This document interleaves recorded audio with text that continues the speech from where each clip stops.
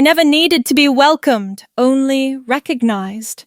The pen they gave me at the entrance still had someone else's initials etched faintly along the clip.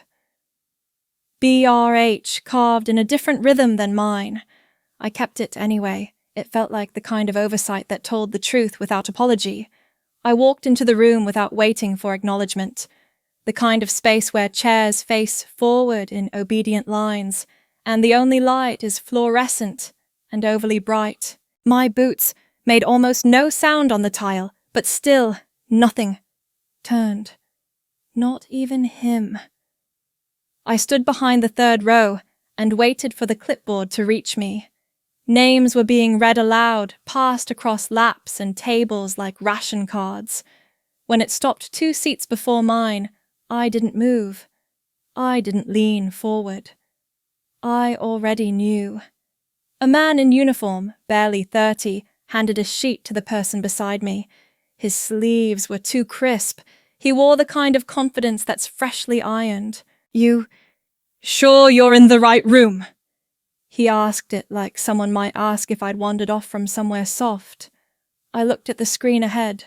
White letters scrolled through assignment codes, unit transfers, clearance updates, command alignments. One line near the bottom caught my eye. Blake L. Advisory Oversight Section, null. There was no clearance badge next to it. No unit, no rank, just a line that looked like a placeholder. Or an error, so I sat. Someone behind me whispered. Not quietly enough. Thought she was admin or something. A folder was passed along the row. I wasn't offered one. No one asked if I'd already received mine. No one paused. The seats filled. The conversations rose. Charts replaced bullet points on the projector, and acronyms began piling up. At the far end of the room stood Colonel Walter Blake. I didn't look directly at him. He didn't need to be looked at to fill the room. He always preferred it that way. He lifted a hand, fingers clipped in a gesture that used to mean, "Stand down," and now meant nothing at all. "Anyone not named in sections 1 through 3, please step out. This briefing is not open to auxiliary observers." He didn't scan the room when he said it. He didn't scan for me. Someone reached for their badge beside me, checking letters. A few stood. I remained still. The silence that followed was not directed. It was a kind of waiting, the kind that happens when the room assumes the person in question will quietly excuse themselves. I stood. No one looked up. Outside the room, the hallway buzzed faintly with the sounds of clipped conversation and the static hum of overhead vents. A stack of unused name tags sat on a folding table, a Sharpie resting on top. One tag had a faint stain along the edge, as if someone had once spilled coffee and never wiped it off. The ink had bled through half the last name. I touched the Sharpie, but didn't write anything. By the time I returned to my assigned office, the corner of my uniform jacket had wrinkled from where I'd clutched the folder that no one had given me. There was a note on my desk. "Please confirm non-command status with Section Logistics by 1700. No name. Just an unsigned directive printed on standard memo paper. The kind that isn't folded because no one expects you to read it twice. In the small drawer to the left, I kept a slip of paper I hadn't opened since I arrived. Folded in quarters, faintly creased. A short message from General Cole, handwritten. "Let them underestimate you. That's where the margin lives." I didn't know if he meant it as encouragement or caution. Sometimes those things sound the same. In the mess hall, I poured coffee into a chipped cup. The handle had been cracked and fused back with resin. I chose it on purpose. The crack ran straight down the center, thin but visible. Across the room, 2 men stood by the bulletin board. One gestured toward my direction. "Is she even active status?" The other shrugged. Blake, paper pusher, I think. No billet. I drank the coffee. It was burnt, left too long on heat. I finished the cup anyway. The jacket I wore that day was one of the older ones, threadbare at the collar, soft from years of wash. It used to carry my last unit patch. I removed it weeks before reporting in. No one noticed. Later, while checking resource inventory, a junior clerk double-checked my ID. Blake. Blake! He flipped through the packet. Oh, you're not on the roster. I waited. He paused, uncomfortable. Maybe check with admin. Sometimes files fall through. Sometimes they do. I returned to quarters and took the ring from the bottom pocket of my bag. It was plain a matte silver band without insignia. I turned it once between my fingers and left it on the table beside the lamp. The light flickered once, then held steady. I opened the regulation binder left on my bunk, flipped through the tabs. Section 12 had been dog-eared by someone before me. The paragraph outlined role redundancy and non-essential clearance roles. The clause was underlined in blue. If designation is unclear, presence must be validated or vacated. The word vacated lingered longer than the rest. I closed the binder. No one asked where I'd gone that evening. No one followed. No names were called after mine because mine had never been said. When the lights in the hallway dimmed for curfew, I stayed seated at the desk ring, still untouched. There are kinds of absence louder than being told to leave. Some names don't fade from lists. They're simply left off the page to begin with. Sometimes I think the hardest part of returning is pretending you never left. When I came back, I didn't use the phrase reinstatement. I wrote observer status non-command.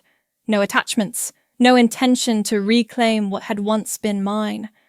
I left the section for previous field rank blank, not by accident.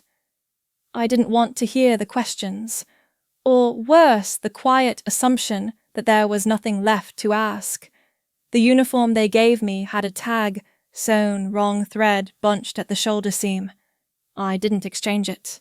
Some things wear better when they're uneven. There was a window in the shared office space.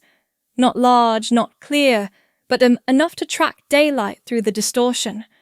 I always chose the desk closest to it, not because I needed the view, but because no one else wanted it. Too close to the draft, too far from the printer. The first week I arrived early, earlier than most. I brewed the first pot of coffee, set 2 mugs by the machine, one plain, one chipped near the rim. I wiped the counter with a paper towel that tore near the edge. I folded it anyway and tucked it under the carafe. The next morning the water reservoir had been tipped over, the filters gone. Nothing spilled. Nothing broken, just a dry, hollow base and silence where something warm had been. A small act with no name behind it. I folded the towel again. That same week, I submitted a report unsigned, typed in the format of internal review, but without headers. 8 pages. Recommendations for restructuring the Tier 2 exercise sequence. I marked inconsistencies, outdated metrics, and 2 pages of proposed correction. No voice, no claim, just notes. It was returned 3 days later, still sealed. A red line had been drawn across the cover page. No note, no markings, no initials.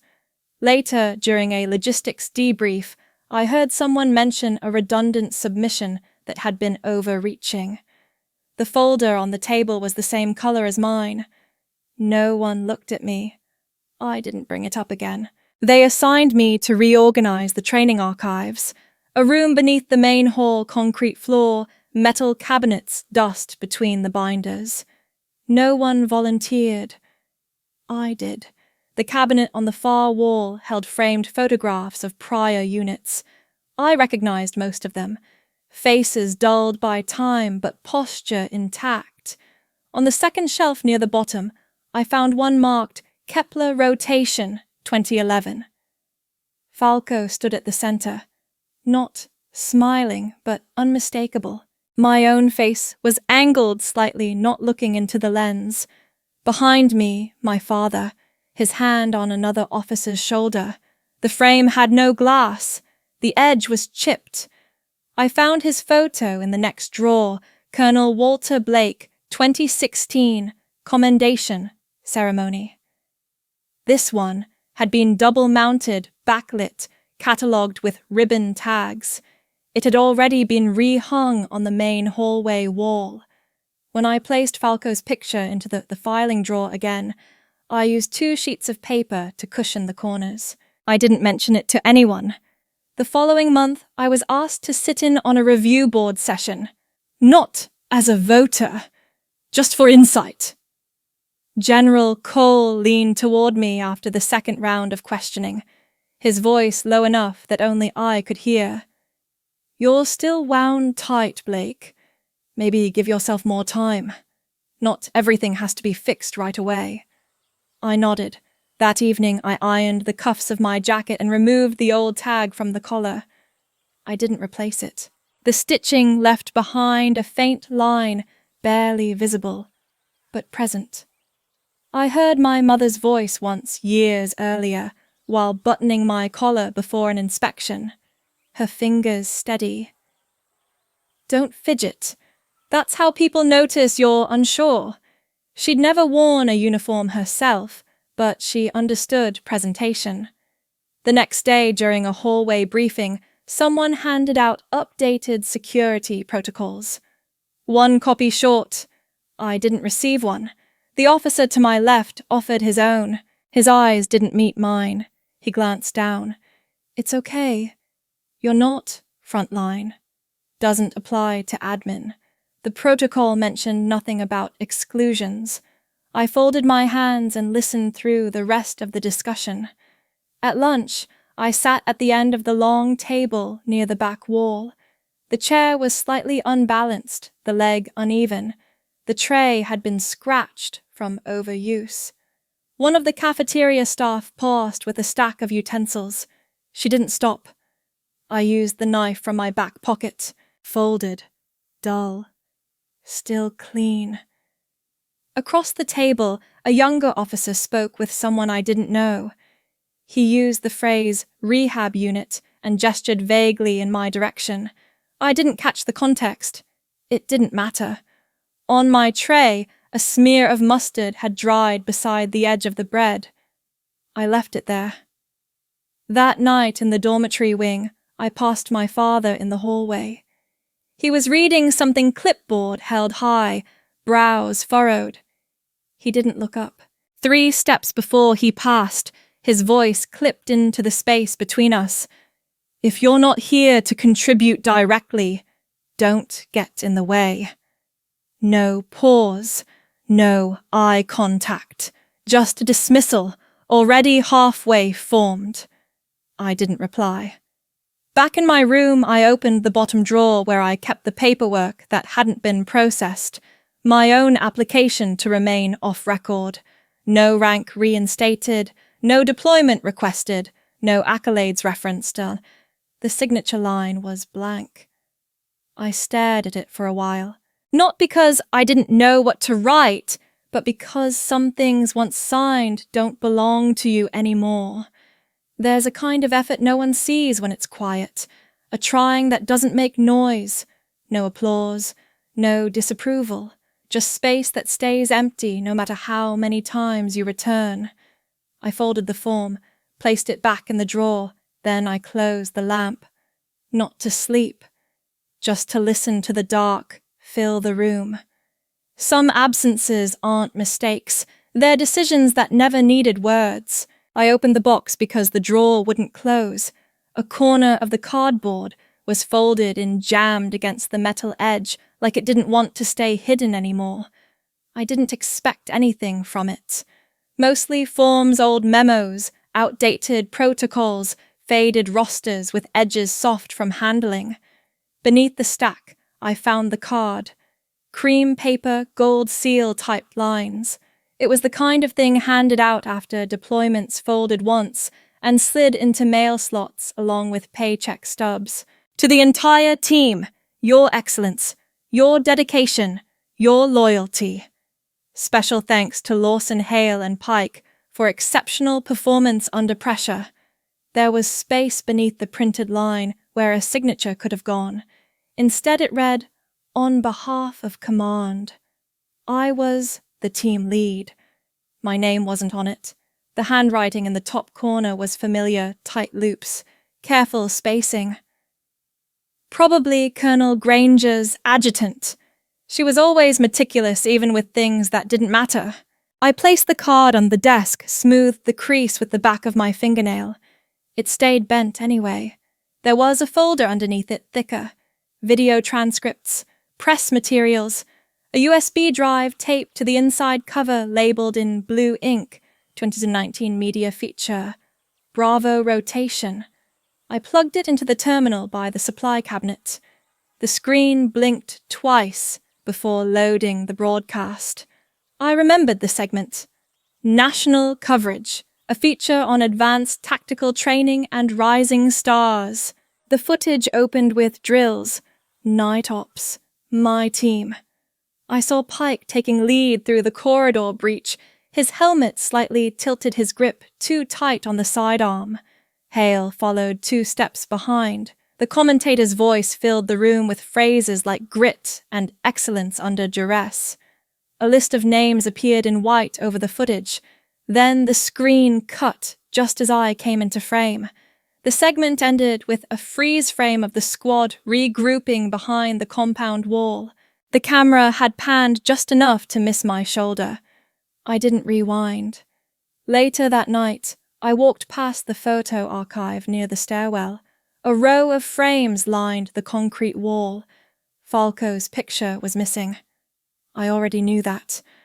My father's was still there. A junior officer stood in front of it reading the caption. His voice carried without effort. Most decorated field strategist in the Western Corridor. No one's topped it since. His companion shrugged. Probably runs in the family. No, the first one replied. Only his name shows up in the records. I kept walking. Back in my quarters, I opened the cloth-bound folder I kept in the bottom drawer. Inside was a yellowing certificate from the academy. Commendation for tactical design. My name centered no embellishment. I remembered the ceremony. The auditorium smelled like varnished wood and stale uniforms. My boots had been too tight that day I'd worn the old pair. The only clean shirt I had left had a frayed collar. My father stood at the podium. He adjusted the microphone before speaking. "She's done well," he said to the room. "Solid application of structure and inherited instinct. She's had good guidance." He didn't mention my name. He didn't look at me. Afterward, a cadet from logistics slapped me on the back. "Must be nice having someone open the doors for you." I smiled without answering. The folder held other things. Notes from Falco, written on the backs of field maps. A copy of the ops schedule for Black Echo's first trial. My name highlighted once in yellow, later scratched out in pen. The day I took command of that unit, Falco walked beside me in silence.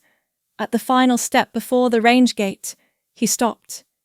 "You're here because no one else stood still long enough."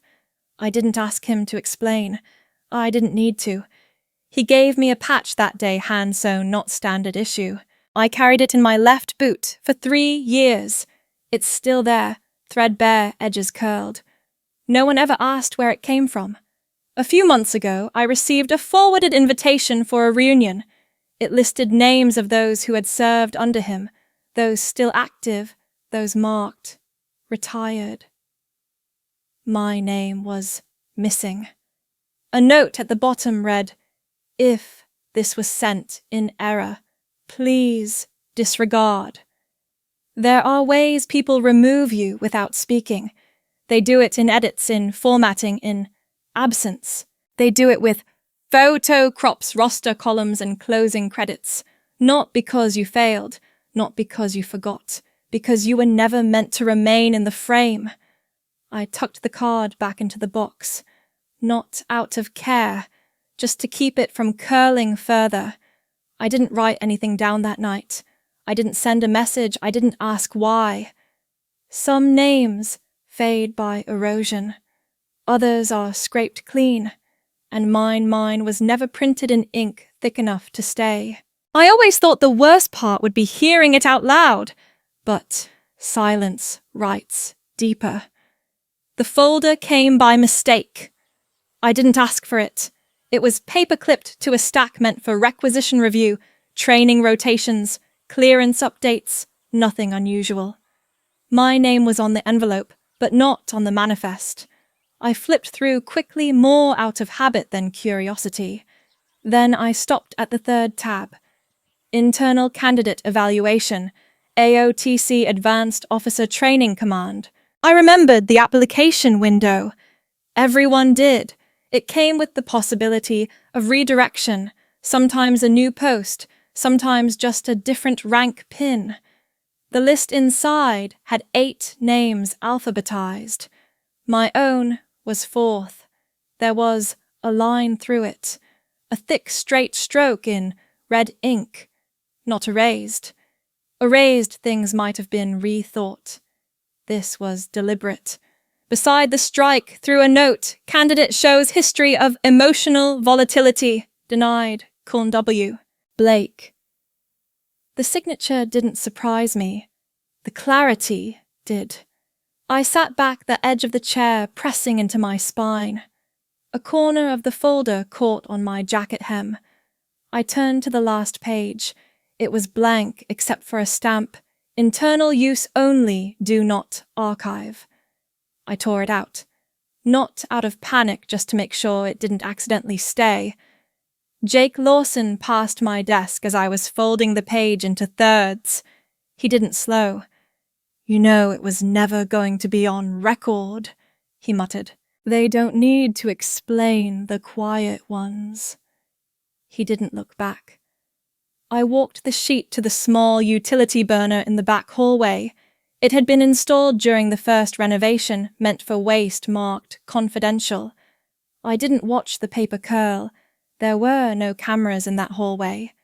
At 27, I sat in a similar chair in a different office while Captain Falco tapped his fingers on a folder. He didn't hand it to me.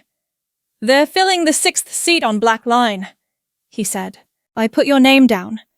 Quietly. Don't mention it." I hadn't. 3 weeks later, he handed me an envelope without expression. "They changed the criteria," he said. "Nothing to do with performance." I nodded and kept the envelope sealed. Now I knew. That night, I opened the footlocker I'd kept locked since returning from Nellis. Inside was an old uniform shirt, one button, missing collar, still creased from a year folded. In the front pocket was a card, unsigned, unsealed. I slid it out. "Your silence is noted." No name, no rank, only that. I never figured out who wrote it. My mother called the next morning. Not to check in. She rarely did. "There's a ceremony next month. Your father's being honored again." I didn't respond. "They're printing a commemorative edition of the base bulletin.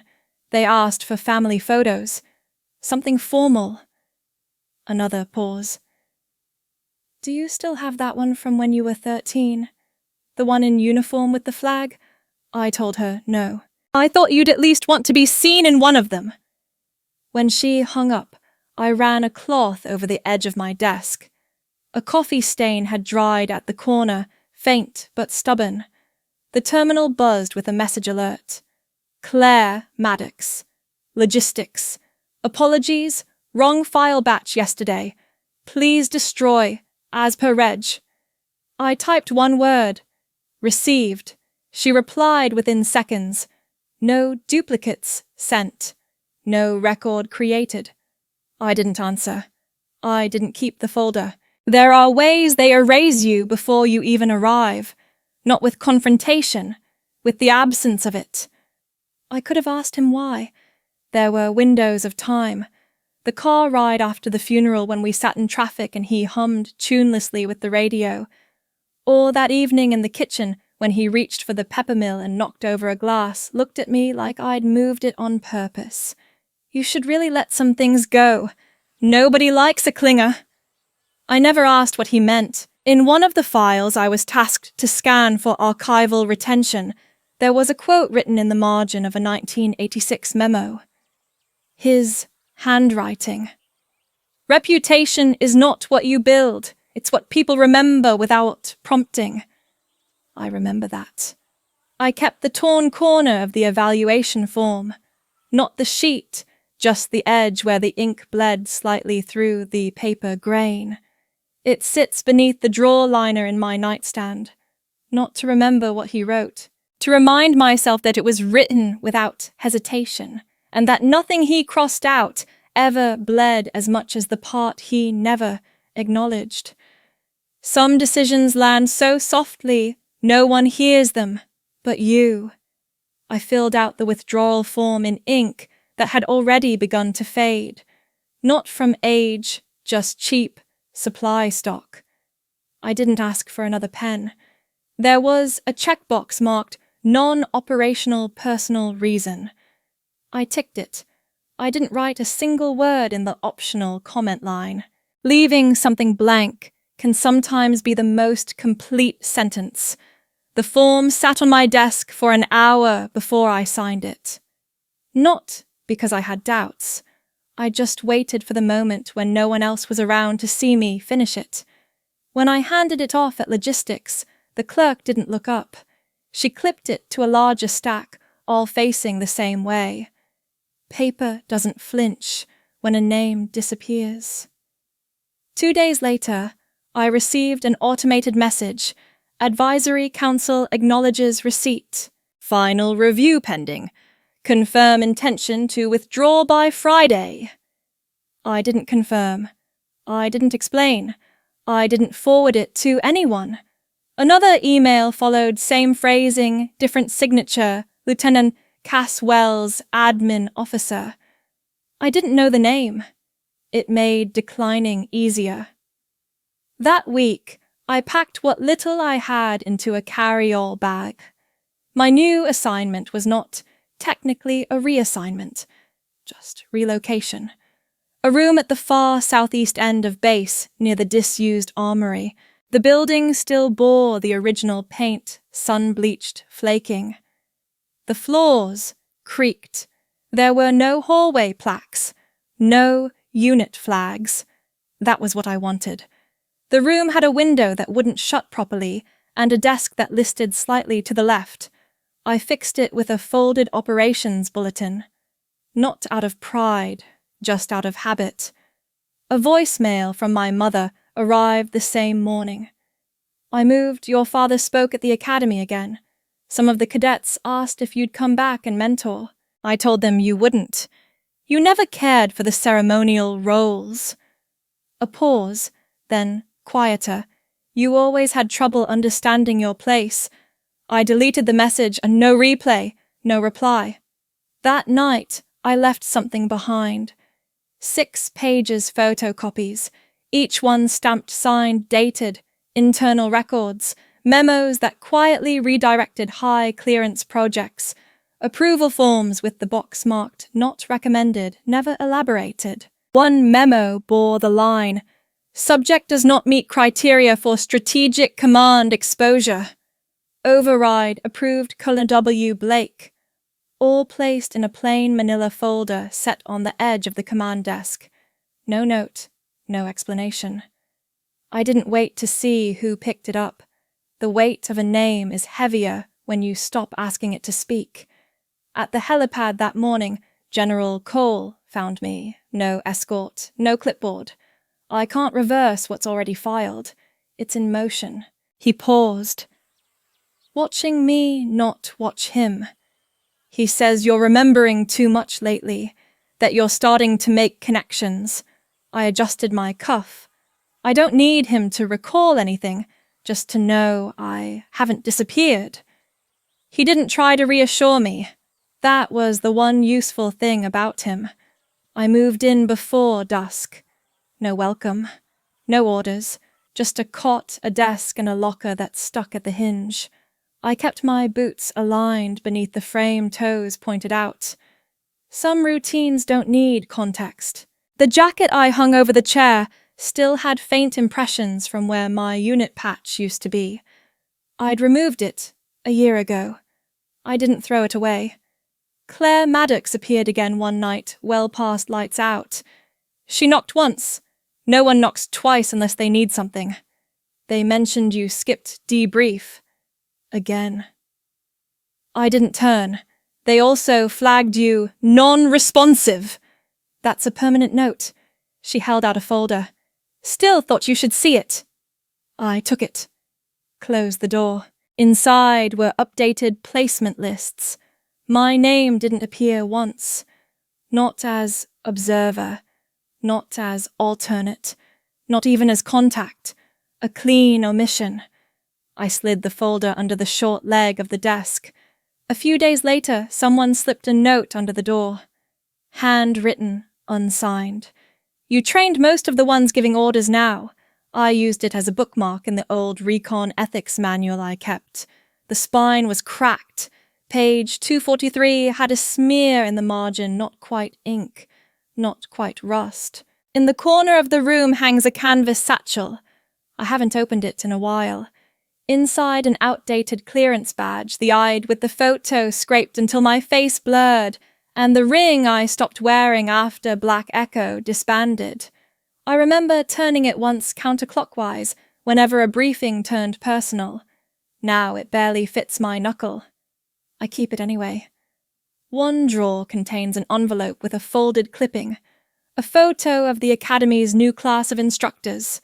My father stands at the center, arms crossed, mouth neutral. The caption reads, "Legacy Leadership in Practice." The irony of the phrase isn't lost on me. During my second cycle in training, he left me a message on the whiteboard of my shared quarters. Tone it down next quarter. No one promotes a ghost that outruns the living. I wiped it clean without telling anyone.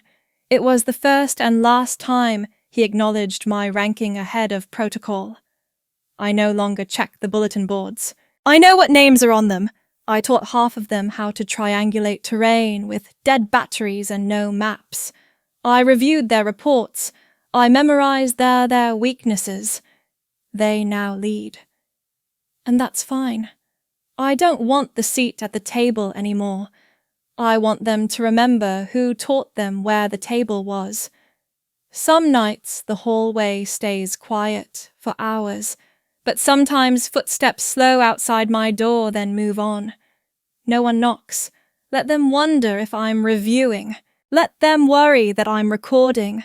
Let them hope I'm done. I'm not. But I won't answer. Not now. Not again. Not until forgetting me feels less safe than remembering. I don't miss being told what to do. It's the quiet that unsettles people, not the absence of orders. The room they gave me used to belong to someone named Denton. The name's still there, carved unevenly into the desk edge just beneath a patch of peeling laminate. Denton, 2004. I don't know if he left voluntarily or not, but I think about him every time I sit there with the desk light humming overhead. The bulb flickers slightly when it warms up, like it's hesitating to stay on. No one asked why I left the officer wing. I didn't give a reason on the form, just ticked the box for non-operational reassignment and handed it over without comment. It made a soft click when I placed it on the metal tray. That sound seemed more final than anything else. The sheets on the new bunk were rough, too tightly starched. I didn't change them. There's something honest about fabric that doesn't try to be comfortable. Breakfast is the same every day. powdered eggs, a square of toast I don't eat, and coffee that tastes like it's remembered every mistake made in its brewing. I sit in the corner, the last bench, same place, each time. No one speaks to me. I'm not shunned. I'm just invisible. And invisibility can be a kind of freedom. Once a tray clattered beside mine. A younger soldier glanced over, then back to his screen. You still here? Not cruel, just surprised, like finding an old file that hadn't been archived. I nodded. He didn't ask more. I'm assigned now to the munitions floor, checking defective inventory, verifying lot numbers, running drills with the recruits on emergency gear recovery.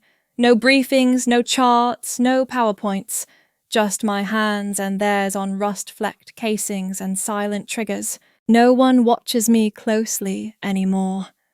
And that's the first time I've ever been able to breathe fully. Sometimes I stay behind in the practice bay after they clear out. I lock the gate from the inside, then begin bare hands on the training rifle strip twist, disarm. Again. And again. The rhythm returns slower now. My fingers remember more than I do. Once the palm split slightly from the pressure, a thin line of red smudged across the grip. I wiped it with my sleeve. Didn't bother with a bandage. Falco's voice still appears in the silence. Not loud, not harsh, just precise. If you hesitate, you reset the count. Begin again. I never replied to him then, and I don't now. Last Tuesday, a knock on my door. It didn't come often, so I waited before opening. Emily Harper stood there, holding a clipboard against her chest, like it was armor. She didn't smile. They flagged me for erratic timing. No one explained. I stepped aside. She entered without asking. She hovered near the desk, eyes briefly catching on the name etched into the wood. She said nothing. I handed her a chair. She held herself rigid when she sat. I followed the procedure. All 12 points. My timing was under 4 seconds on sequence 2. I nodded. Do you remember each command you executed? She blinked, then began listing them. Not from memory, but from something deeper habit, etched into breath. I opened my old notebook. The pages had softened from time and oil. I wrote what she said, marking where her path diverged from standard. Only 2 steps off, and both defensible. But I already knew the reason behind the failure slip. I'd seen the language before. She leaned forward. Does this mean I can appeal? I closed the book. It means your record isn't broken. Just redirected. Her mouth tightened at the corners. That's not what they told me. I handed her a second sheet, blank, except for a single sentence at the top. What you did. What they said. What's missing. She took it without a word. After she left, I looked at the corner of my bunk, where my bag stayed packed, untouched. Not because I wanted to leave, just because I wanted to be ready for when I did. General Cole stopped me later that week. It was just after the last air drill. The tarmac still smelled like hot metal and turbine dust. You disappeared on the radar. I didn't vanish. I just moved where the screen doesn't reach. He looked past me towards the empty field. I couldn't stop him. But he knows you're not forgetting. I don't need him to remember, I replied. I need him to know I'm still here. He didn't respond, just gave a brief nod, the kind that carries weight but no warmth. I returned to the munitions bay that evening, left a manila folder on the metal desk outside the command wing. No note, just copies of every form, every signature, every strike through his pen ever made against my name. Dates going back a decade. No explanation, just paper and ink. That would be enough. The next morning, nothing had changed. No call, no reprimand, no summoned meeting, and that was the clearest confirmation I'd had in years. Later that day, I found the same folder back in my locker. No extra marks, just one post-it stuck on top. It read, "Received," nothing more. I folded the note once, then again until it fit into the crease of my palm. I didn't throw it away. I didn't pin it up. I just held it for a minute, then slipped it under the lining of my duffel bag, beside a compass that no longer pointed north. No one knocked on my door that night. No one called my name during the rotation. The quiet had a shape now. It wasn't hollow. It held me. People only apologize when they're afraid something of theirs is slipping. The envelope was beige, sealed with a half-torn security tab. My name was printed in block letters. No rank, no title. Just Lauren Blake. Inside one sheet. Temporary reinstatement, consideration, regional advisor position. No greeting, no signature. Just, on behalf of command. I turned the page over, blank. No handwritten note, not even a date in the top corner.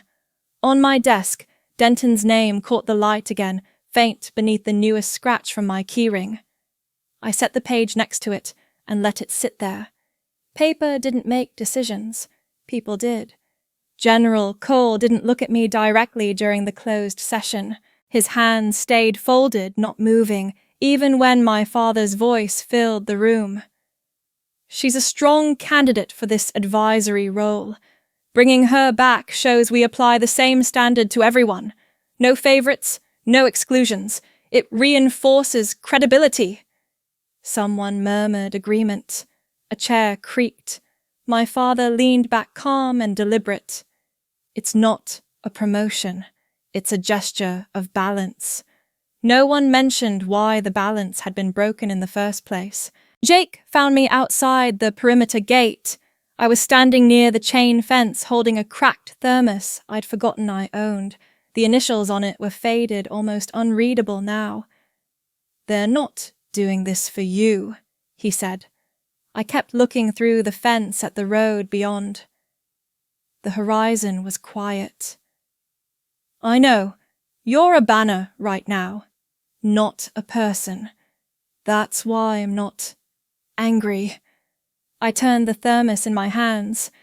"You don't argue with wind when it moves the flag." He shifted his weight. "Just don't let them tell your story for you." I nodded once. It was enough. Later, Emily Harper stopped me near the training wall. She was adjusting her wrist brace left from a fall last week. "You're not actually going to take that job, are you?" I didn't respond. She narrowed her eyes. "Because if you do, people will think they always respected you, like none of it ever happened." I raised one eyebrow slightly. "You know how it works," she went on. "They'll say this proves they believed in you all along." I noticed a scratch on her ID card, vertical, clean through the hologram seal. "They don't," she added. "They never did." That evening, I took the paper from my desk and placed it flat on the metal slab by the bunk. I used a black ink pen. One sentence. I don't need recognition to know I was there. I didn't fold it. The next morning, I handed it to the admin clerk without a word. He read it, then looked up. "Ma'am, there's a chance this might go higher." I tapped the edge of the page with 2 fingers. "Let it." He didn't respond. By noon, my name was mentioned during another session, but this time not in front of me. I heard about it through a lieutenant who passed me in the corridor. "Blake thought she was out. Guess she's just orbiting now." Orbiting. Not grounded. Not gone. That night I ironed an old uniform shirt I hadn't touched since my reassignment. The collar was softer than I remembered. A coffee stain clung to the inner cuff, barely visible now, but I knew it was there. When my father sent a message through the chain of command, It came as a text with no punctuation. "You should consider this wisely." I stared at the screen for a moment. The words didn't carry weight. They drifted unmoored from meaning. I powered the device off. In the mess hall, Jake slid into the seat across from me with a tray he barely touched. "You'll say no." It wasn't a question. I looked down at the napkin. Someone had scribbled a phone number on it. Not mine. "Then you already know," I said. He nodded. "They're afraid of how it looks. That's all. And if I agree, I fix their picture, but not your place in it." A pause stretched between us. The tray stayed full. On the wall nearby, the clock had lost a minute. I hadn't seen anyone reset it. That night, I reread the slip one last time. The line "effective pending review" sat crookedly like it had been copied from another file and pasted without context. My name didn't belong on that page, not because it wasn't mine, but because it wasn't given with truth. I folded the form into quarters and placed it back in the envelope. Then, I left the envelope inside the supply closet drawer where I kept cleaning tags from training rifles. I didn't tape it closed. I didn't seal it. It didn't need ceremony. The desk lamp flickered twice, then steadied. I held the chipped thermos again, thumb tracing the edge where the metal had buckled. It had fallen once years ago on a gravel road I couldn't remember the name of. I kept it anyway. Not because it was functional, because it reminded me of permanence despite damage. They had returned, yes, but not for me. Some things lose their sharpness with time. Others become sharper in silence. The mint plant stayed upright, even when the wind came through the cracked pane. I had placed it in a black plastic pot, no label, no decoration. It was the first living thing I'd claimed in months. The soil wasn't rich. Still, it held. Jake left a file on my bench. No envelope, no initials, just the corner of a yellow folder, visible beneath a manual on rifle calibration. I didn't ask. He didn't wait. Inside, a classified review on Black Line Reboot, Phase 2. Most of the paragraphs had been redacted, but not the footnotes. One entry named the evaluators involved in the conditioning drills.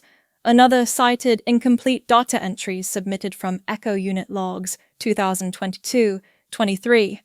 I read it once.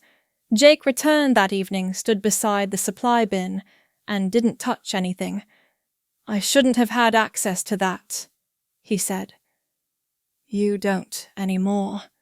I deleted the digital trail. Delete your memory of it too. No copy, no scan. Not even a summary in your head. He nodded slowly. "You're different." I didn't look up. I'd hope so. Bravo team rotated through my afternoon sessions again.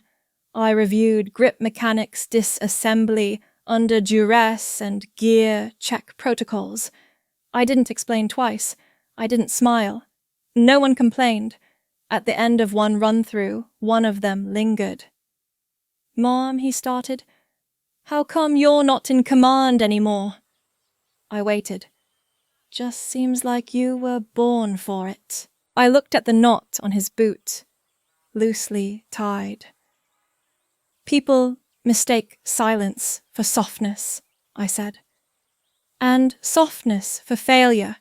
The next day his boot was double knotted. Emily found me again. She walked faster now, not like before. Her file was thicker. She tapped it once. "They're reviewing my placement again. They might reroute me to logistics." Low interpersonal score. I waited. I followed every directive. Every time.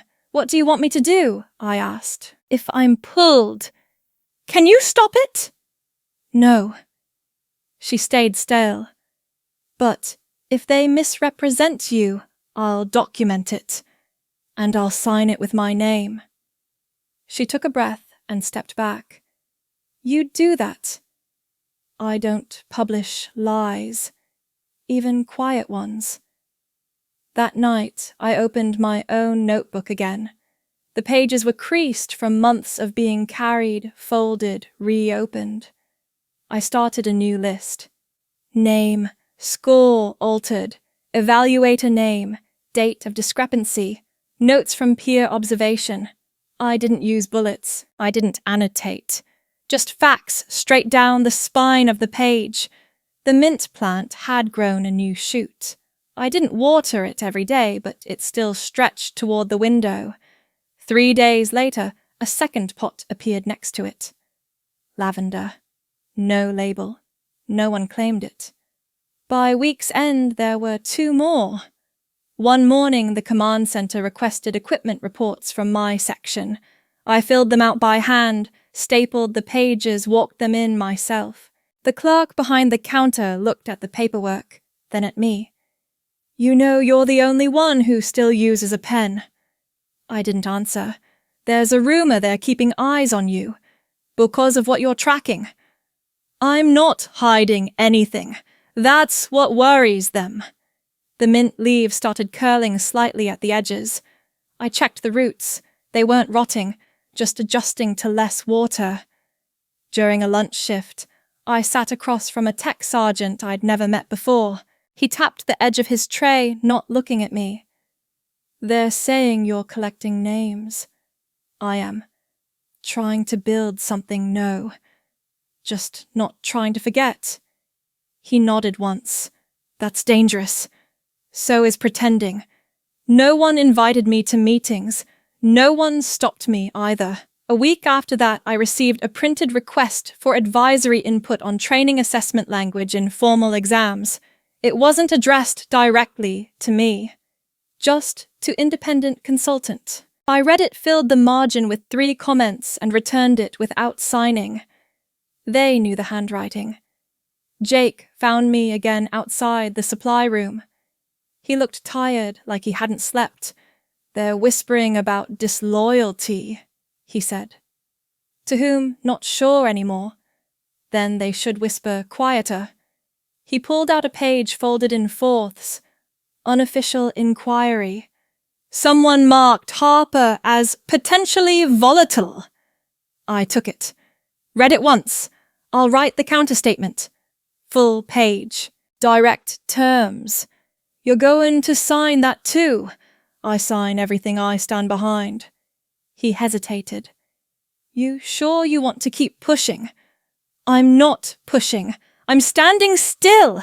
They're the ones who keep circling." I tore out a fresh sheet from my notebook that night. Started with Emily's name. I didn't describe her personality, just the facts, test scores, review records, copy of drill evaluation forms. I underlined the line that showed the same evaluator across 3 failed candidates. 1 red pen. The mint was still standing, and the lavender. A rosemary sprig had joined the row by then. I didn't ask who brought it. One night, a folder appeared on my desk with no markings, inside my own file.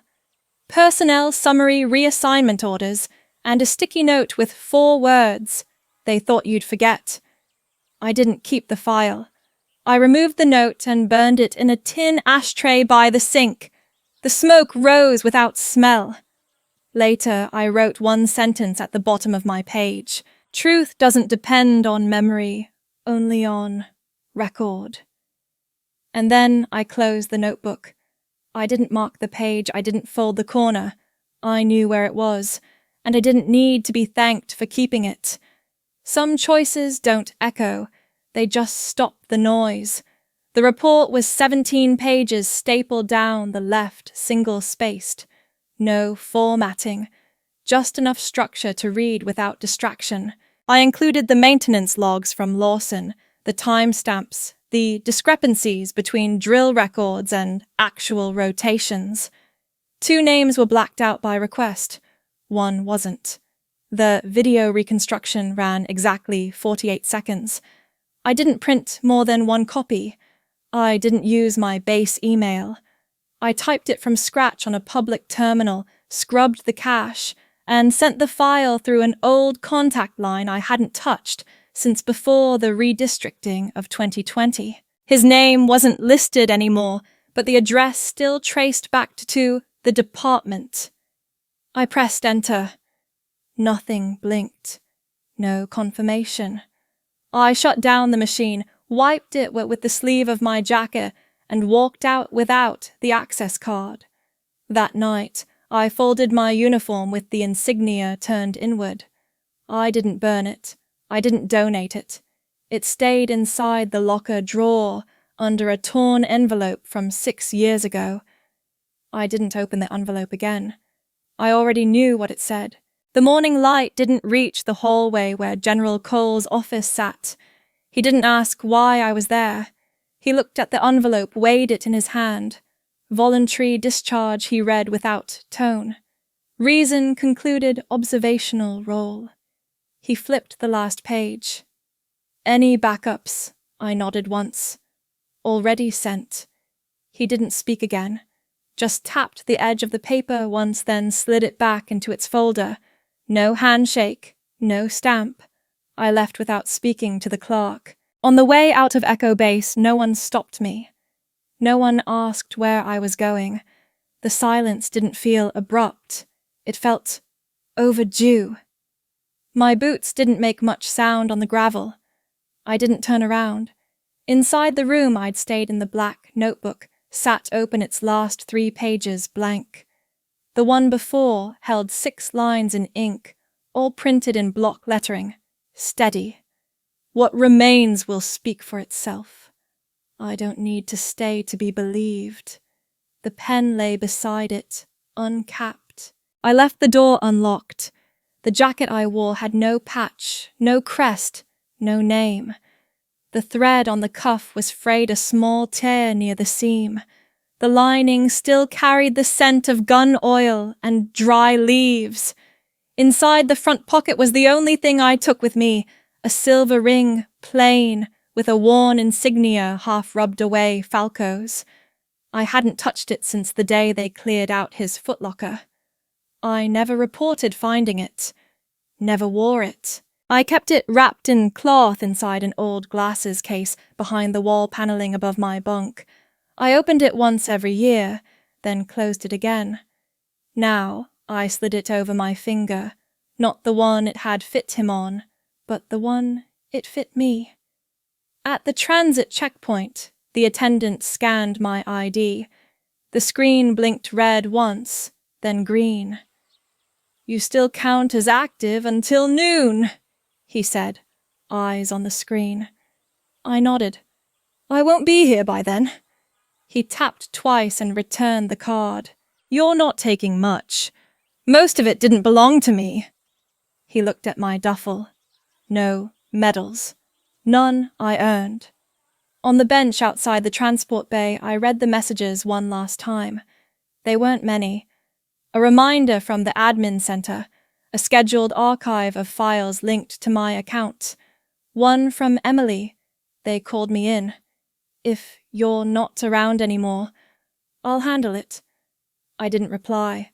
I deleted nothing. There was a folded paper in the side pocket of my bag. I hadn't packed it. It read, "You didn't need to stay loud. You just needed to stay." I tore it once down the middle, not out of anger, but because some words don't need to follow.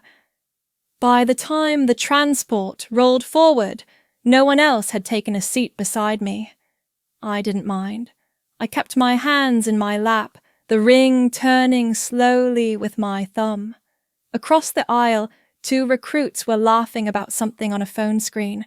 One wore his cap backward. The other had his sleeves rolled high. I watched their reflection in the window, not their faces. They looked unmarked. I didn't envy them. At the stop 2 hours south, a woman in a sand-colored blazer boarded and took the seat across from mine. She looked at my bag, then at me. "You retired?" she asked. I met her eyes. I stopped waiting. She didn't respond.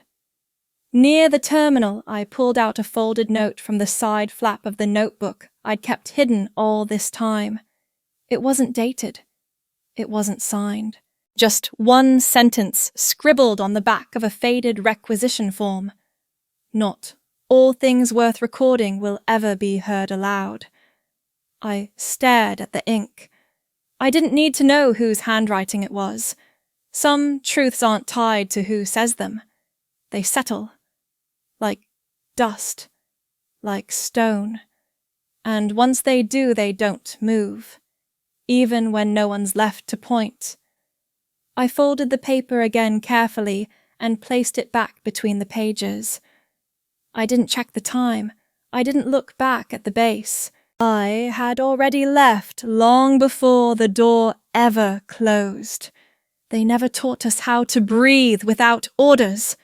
The kettle clicked before the water boiled. I didn't rush it. I let the steam curl slowly before I turned off the flame. The peppermint leaves had overgrown the planter again, just enough for 2 small clippings. I didn't trim more than I needed. That habit had stayed with me. I carried the mug to the table where the grain of the wood had started to splinter near the edge. A hairline crack ran from the center to the left leg. I never fixed it. The house didn't have much in it. A coat folded on the back of the chair. 3 books, spine-worn, all missing their dust jackets. The floor creaked even when I stood still. There was no flag, no badges on the wall, no shelf of certificates, just the sound of wind scraping along the old fence. I flipped open the black notebook, past the taped corners and watermarks from the move. Near the end, a page folded slightly at the top Emily's handwriting. She had underlined one sentence 3 times. You were right to leave. Below it, in a finer pen, you never needed to prove it anyway. Fisher, the last 3 pages were blank. I left them that way. 3 weeks ago, a brown envelope had arrived with no return address postmarked from a government facility I knew too well. Inside, 1 rolled certificate, no ceremony, no seal. The program was over. No call, no letter, just a signature at the bottom. You weren't chosen. You chose. M. Cole. I didn't hang it. I didn't frame it. I placed it behind the final divider in my notebook, tucked under the names of those who'd never been given a second review, those stamped non-integratable, unfit for adaptive command, or simply insufficient alignment. None of them had failed. They had been erased before anyone watched them try. The morning passed without notice. No alarms, no formations. Around 7, the faint sound of feet brushing gravel moved past the old garden wall. I didn't check. I knew the pattern. She knocked once, then waited.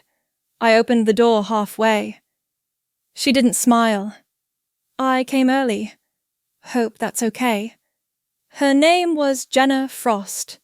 Mid-20s. Dismissed from the intake pool 6 months ago. The summary said poor cultural assimilation, deliberate withdrawal during cohesion simulations. They didn't ask why she'd withdrawn. I motioned to the clearing beyond the tool shed. Target boards are set. Wine's light today. She walked behind me without speaking. On the table outside, the training gear had been repurposed. Nothing matched. A cracked scope. A vest with someone else's name blacked out. I handed her a weighted trainer light enough not to tire her grip too soon. She tried twice, off balance both times. I can't stabilize when the wind shifts, she murmured. I didn't correct her. I placed a paper cup empty at the edge of the furthest target. Don't shoot to hit it. Just time your breathing. She hesitated. Then silence. Then again. This time the rhythm steadied. After 15 minutes I sat down on the overturned crate near the boundary stone. I didn't coach. I watched. At the end of the hour she stepped forward, hand resting on the flat of the memorial rock, the inscription faint from rain, no audience, no command, just the mission. She ran her fingers over the groove of the last word, like she needed to feel it to believe it. Do they even remember who wrote that I kept my voice low? They remember what fits the narrative. She didn't look up. Then why are you still here? I folded the cloth over the used gear. Because there are still people showing up. Before she left, she held up the shell casing she'd picked from the dirt.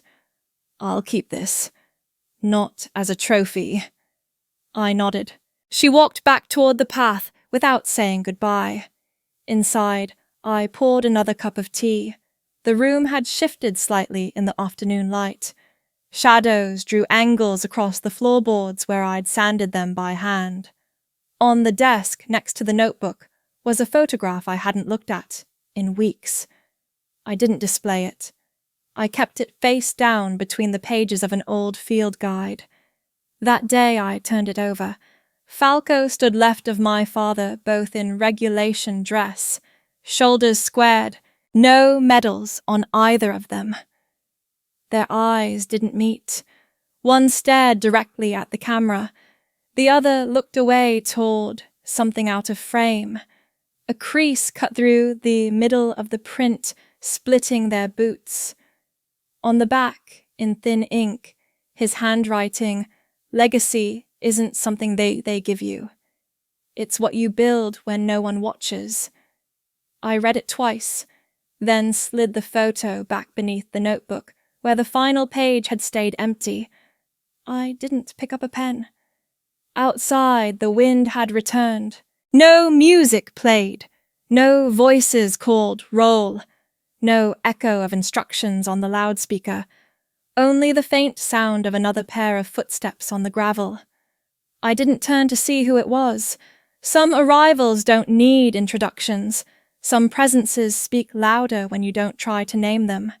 I sipped the tea warm from the mint I'd cut just hours earlier, and I chose not to write anything more.